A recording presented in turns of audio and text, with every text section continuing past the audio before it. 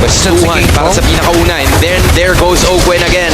Kalahati muna ang kanyang buhay. Pero hinihintay nila. Uy! Yan na naman! Counter-engage mula kay Kyle. Bumunggo pero flicker. And nagamit na rin ni Brusco papalayo. Pero may counter set doon. It's Kirk.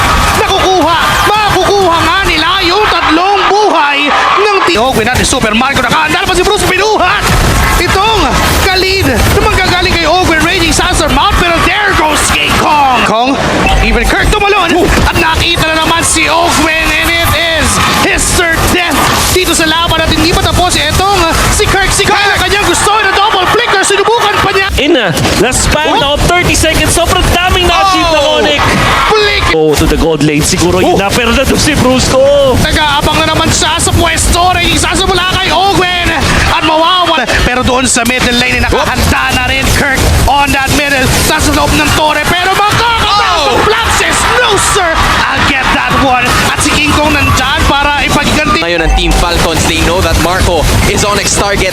Naghahanap na naman sila ngayon. May nabalibag na naman. Si Ogwen ang binuhat na naman doon. Mapapatasan at mapapaflicker out. Wala pa mamamatay sa Team Falcons. Pero si King Kong nandyan rin. Papasok si Super Marco with a blazing duet. Pero sabi ni Kirk, sama na ako sa party. Nakuha niya yung isa. Teka lang, wala pala.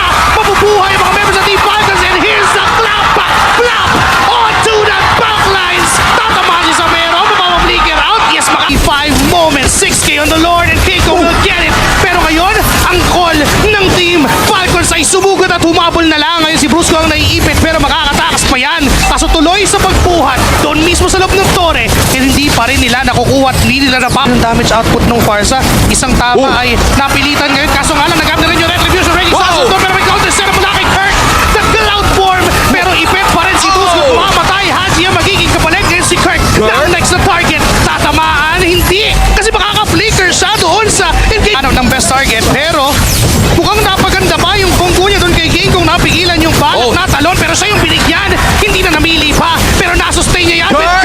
With that bomb set up down back lane. Pero wala pa rin mamamatay sa Team Falcons sa Trasan last. Sabi with a crucial mountain. Delay pa kahit papano.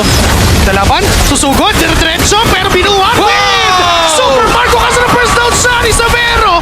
Wala agad yung isa. Conceal, harap-harapan dun mismo sa gitna ang daan.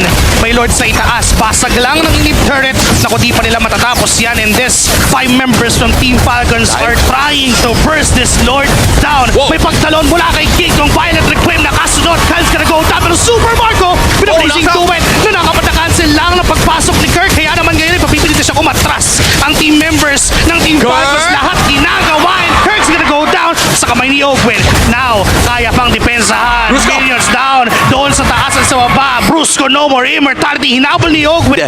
Ogwen nasa likod. Gagamit na naman ng invisibility. Tumaan lang sa gitna ni Savero. Pero may talon doon at magiging ang target nila ay si Flap. Low on HP. Down 25%. Pero sabi ni Flap, ay yung likod. Super Prince with a winter crown. Mamamatay pa rin siya sa kamay ni Flap. Ngayon si Savero. Ang target ay si Ogwen.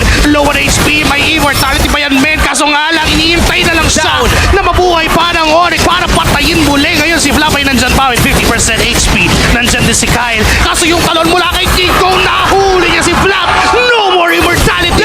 Patay at hindi pa tapos. Itutuloy nila kay Kyle. Kaso si Kirk sa likod. May nanakap na dalawa. Super Marco in the middle of the team fight. Dying to the hands of King Kong. And Savero with a god-like.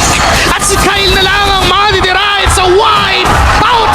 And King Kong will just start to finish things around. Onyx Philippines will get game 1. Kirk dances with the clouds. Onyx Philippines takes game number 1. Onyx forced team fights. Akala natin tapos na dahil may lamang na sila doon sa may Lord. Pero nag-force pa rin sila with King Kong finding an opening, tumalon doon sa may bush at nakahuli ng isang lapu-lapu and extended the team fight for them and they had another pick-off and then si